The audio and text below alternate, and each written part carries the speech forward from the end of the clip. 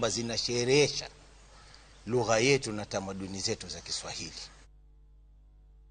Kaunti ma Kwale timo nonro mar jalimbe mawuok e piny ma Ethiopia mano kaongi mane kar yweyo Madiani wuok tich gotieno.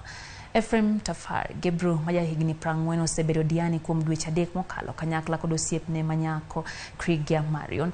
Komanda mar obila ma Msambweni Francis Gashoki kane lose yor tudruok mar simu nowacho ni ji ariyogo osebedo e hera maonge winjruok kendo ne gin kod kuonde nindo mopogore komedo ni nowinjo giwuok pacho kanyoro ka gidok Ethiopia.